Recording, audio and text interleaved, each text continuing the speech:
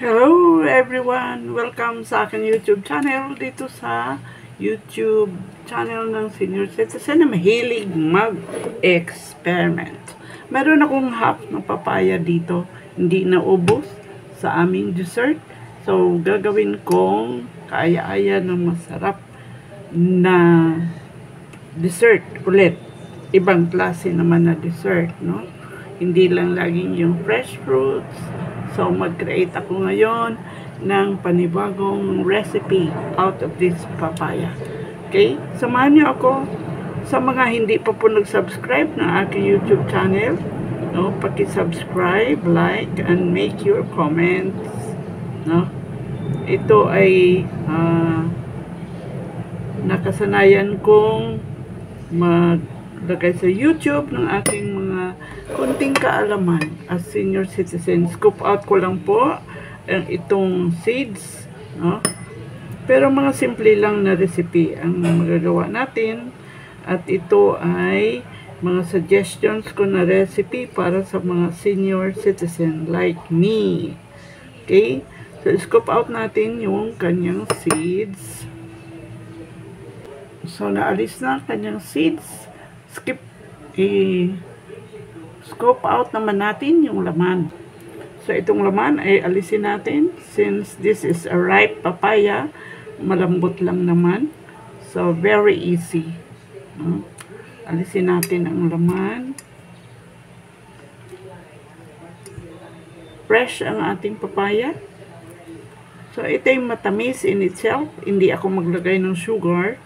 Kasi ang mga niluluto ko ay para sa mga healthy diet, no? Sa mga nagda-diet, sa mga umiiwas sa sakit na diabetes. So, hindi po ako mahilig sa masyadong matamis, no?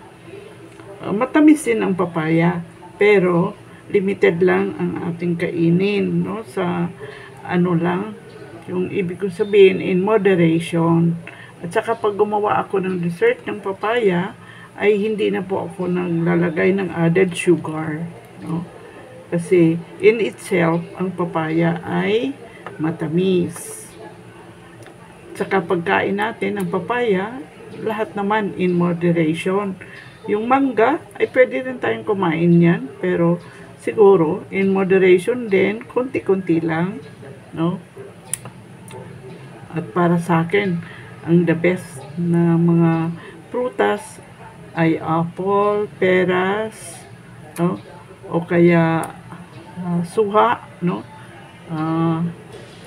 At avocado. Yan ang mga masarap na para sa pag-iiwas ng mga matamis na mga prutas. Mga suggestions lang na pwede natin kainin ng mga seniors, no? O kaya sa mga nag-iiwas sa sakit na diabetes. So, ayan, na-scoop out na natin ang lahat ng laman, no, ng ating papaya. Okay? Now, next to this, ay ilagay natin sa ating blender. O kaya, sa ating grinder. Kung mayroon kayo blender, fruit blender, pwede rin, no? O kaya, imas naman pwede rin, no? Ayan, ilagay natin yung ating papaya dito sa ating blender.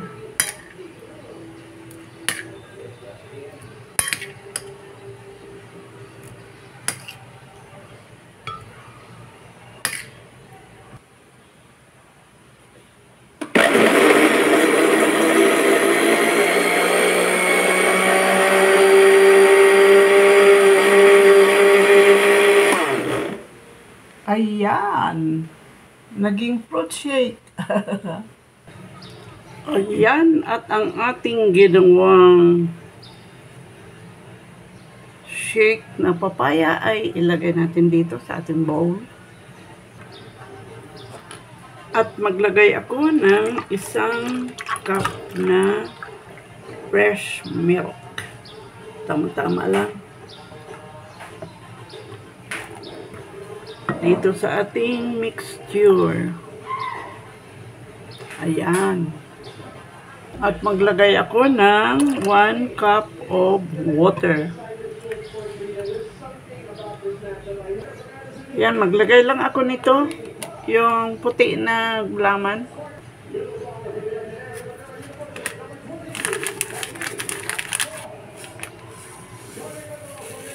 1 tablespoon and a half.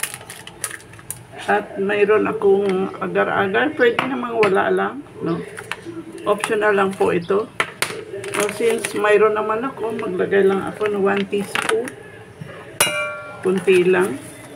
Optional lang po ito. Hindi naman ito requirement. Yan.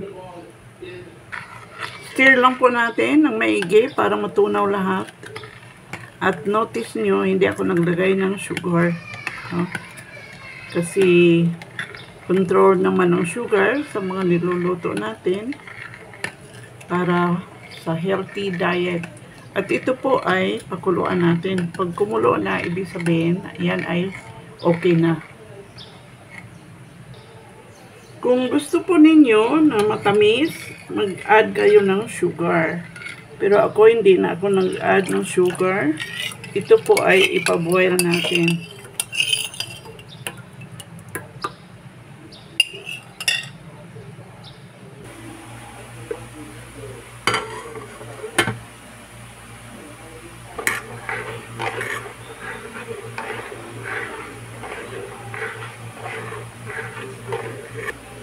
Ayan, kumulo na po yung ating papaya. So, pwede na po natin i-off.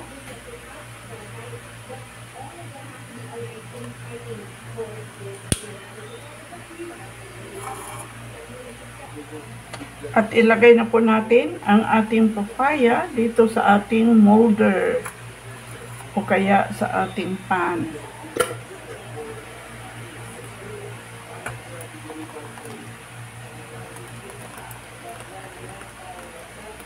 Ayan. At ito po ay palamigin natin at ilagay sa ating refrigerator for 1 hour para magiging firm.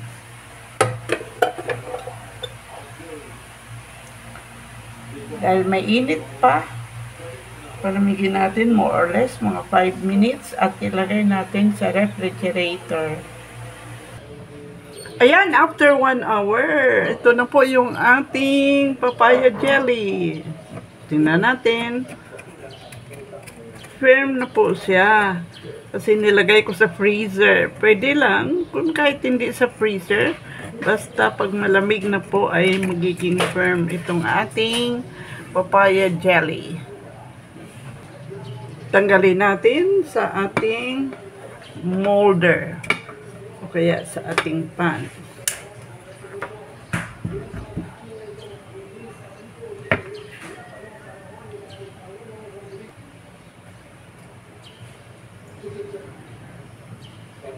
Wow! Perfect! Ang ganda-ganda! Perfect! Yan ang ating papaya jelly cake. Yan, ganda-ganda. Pwede tayong maglagay ng toppings ng kahit ano ang gusto nyo. Pwedeng fruits around. Kaya lang wala akong fruits, kaya hindi ko mailalagay. Pwede tayong maglagay ng cheese, o kaya pwede tayong maglagay ng chocolate or any nuts. Pwede din tayong maglagay dyan sa itaas. Ayan ang ating papaya jelly cake. Tikman natin. Maglagay lang po ako ng kunting toppings dito. Cute naman ito. Pwedeng cheese. Ay, imbes na grated cheese, ay ito na lang ang ilalagay ko. Yan.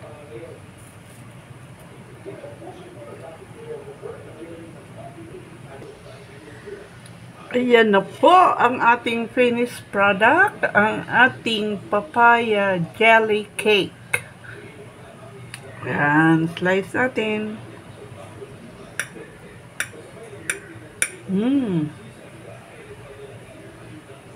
Mag-slice lang po ako ng konti. para matikman natin.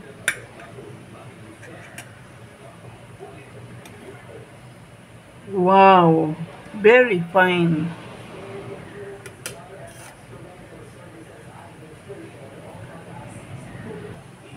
Yan, natikman na natin ng one slice. Ang sarap-sarap po.